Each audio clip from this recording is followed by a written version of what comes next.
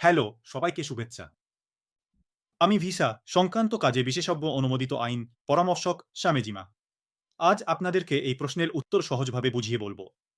ঠকুরি ক্যাচেরো প্রস্থান প্রস্তুতি এর ৩০ দিন আর ৩১ দিনের মধ্যে আসলে পার্থক্যটা কি? আজ এই বিষয়টা নিয়ে কথা বলবো। সবার আগে এই ঠকুরে ক্যাচেরো প্রস্থান প্রস্তুতি আসলে কখন লাগে সেটা একটু বলি। যদি কারো ভিসার মেয়াদ বাড়ানো বা ভিসার ধরন পরিবর্তনের আবেদন অগ্রাহ্য হয়ে যায় আর সেই সঙ্গে আগের ভিসার মেয়াদও ইতিমধ্যে শেষ হয়ে যায়, তখন পাসপোর্টে যে স্টিকারটা লাগানো হয় সেটাই হলো ঠোকরি ক্যাচেডো প্রস্থান প্রস্তুতি নামের স্টেটাস। এখানে ৩০ দিন বা ৩১ দিনের মধ্যে একটা লেখা থাকে। ওই বিরক্তিকর স্টিকারটা জানেন তো? হ্যাঁ, ঠিক সেটাই। এখন কথায় ফিরে আসি। প্রশ্নের জবাবটা খুব সহজভাবে বললে, ৩০ দিনের প্রস্থান প্রস্তুতি মানে এখন আর জাপানে থাকা কঠিন, তাই যত তাড়াতাড়ি সম্ভব দেশে ফিরে যান। এই বার্তাটা বেশ জুড়ে থাকে। পুনরায় ভিসা আবেদন করাও সাধারণভাবে অনেক বেশি কঠিন হয়ে যায়।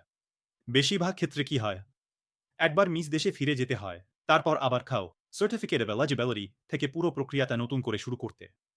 ৩১ দিনের প্রস্থান প্রস্তুতি মানে শর্তগুলো ঠিকঠাক গুছিয়ে নিতে পারলে আবার একবার আপনার কেসটা দেখার সুযোগ আছে, এই রকম একটি সিগন্যাল।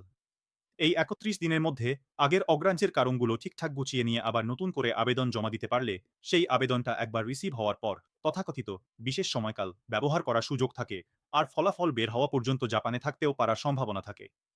এই বিশেষ সময়কাল নিয়ে বিস্তারিত কথা পরের ভিডিওতে বলব বলে আজকে বাদ দিচ্ছি। সংক্ষেপে বললে, ভিসার মেয়াদ শেষ হয়ে যাওয়ার পরেও আইনিভাবে স্বীকৃত সর্বোচ্চ প্রায় ২ মাস পর্যন্ত থাকার সুযোগ থাকে। দেখতে তো শুধু একদিনের পার্থক্য, কিন্তু আসল মানে পুরো উল্টে যায়।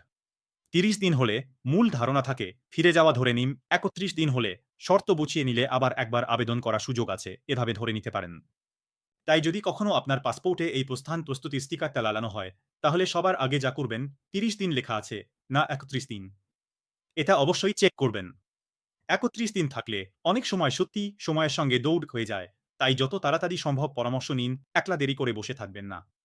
আমি ভিসা সংক্রান্ত কাজে বিশেষজ্ঞ অনুমোদিত আইন পরামর্শক হিসেবে বিদেশি সবাই আর জাপানি কোম্পানির জন্য উপকারী ভিসা সংক্রান্ত তথ্য শেয়ার করে যাচ্ছি। ভালো লেগে থাকলে ফলো করবেন।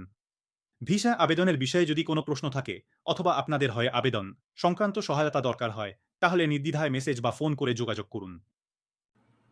ビザ申請のことなら、シャーク